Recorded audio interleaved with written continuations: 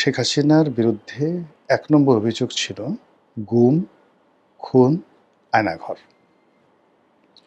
আর সর্বশেষ তার পতন যেটি ডেকে নিয়েছে সেটি হলো নির্বিচারে রাষ্ট্রীয় বাহিনী এবং ছাত্রলীগ, যুবলীগ, আওয়ামী লীগের যারা লোকজন রয়েছে তারা যে যার অবস্থানে থেকে নিজেরা অংশগ্রহণ করেছে অথবা সরকারি অস্ত্র অথবা ব্যক্তিগত অস্ত্র ব্যবহার করে গোলাগুলি করে ১৪০০ মানুষ মেরে ফেলেছে অল্প কয়েকদিনের ব্যবধানে, মানে জুলাই এবং আগস্ট মাসের।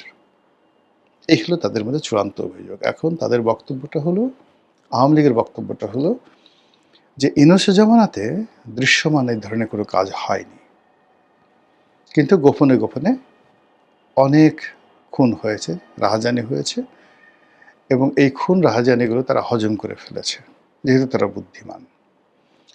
আর এই গত ৪ মাসে তারেক রহমান সাহেবের জামানাতে তারা আবার নতুন করে সেই রাষ্ট্রীয় বাহিনীকে ব্যবহার করে তারা ঠিক সেম কাজটি করছে, যেই কাজগুলো শেখ হাসিনার জামানায় হয়েছে বলে অভিযোগ করা হচ্ছে। এবং শেখ হাসিনার যারা লোকজন তাদের বক্তব্য হলো, আমাদেরা যে সকল কাজকর্ম করেছি এগুলো ছিল নেহায়েত প্রয়োজনের তাগিদে, এবং এটা রাষ্ট্রীয় বাহিনীগুলো বেশিরভাগ ক্ষেত্রে এই কাজগুলো করেছে তাদের ব্যক্তিগত স্বার্থে। যেমন নারায়ণগঞ্জের 7 মার্ডার।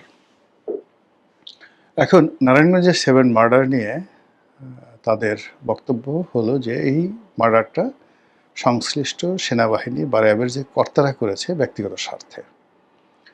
জঙ্গি নাটক ওই সময় পুলিশের কুশীলবরা বেশিরভাগ ক্ষেত্রে ৯৯% ক্ষেত্রে তারা করেছে সরকারি বেনিফিটগুলো নেওয়ার জন্য, সোর্স মানি নেওয়ার জন্য, শেখ হাসিনার কাছে নিজেকে গুরুত্বপূর্ণ মনে করানোর জন্য এবং শেখ হাসিনাকে একটা ভয়ের উপর রাখার জন্য।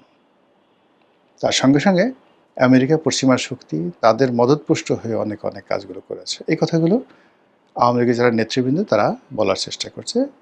আর তৃতীয়ত তারা বলার চেষ্টা করছে শেখ হাসিনা তো সারাদিন রাষ্ট্রের উন্নয়ন নিয়েই ব্যস্ত থাকছে, দল নিয়েই ব্যস্ত থাকছে, তারা এগুলো করার কী ছিল। তার পার্সোনাল একটা ক্ষোভ ছিল যুদ্ধাপরাধের প্রতি, তার পার্সোনাল একটা ক্ষোভ ছিল বঙ্গবন্ধুর হত্যাকারীদের প্রতি, ওটা তিনি করেছেন, ওর জন্য আপনি তাকে দায়ী করতে পারেন। কিন্তু এর বাইরে একজন she is absolutely political lady, এই কাজগুলো তিনি করেননি।